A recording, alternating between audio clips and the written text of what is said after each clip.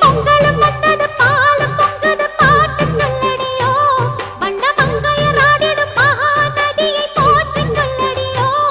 இந்த பொன்னி என்பவள் தென்னாட்டவர்க்கு அன்பின் அன்னையடி இவள் தண்ணீர் என்றொரு ஆடை கட்டிடும் தெய்வ மங்கையடி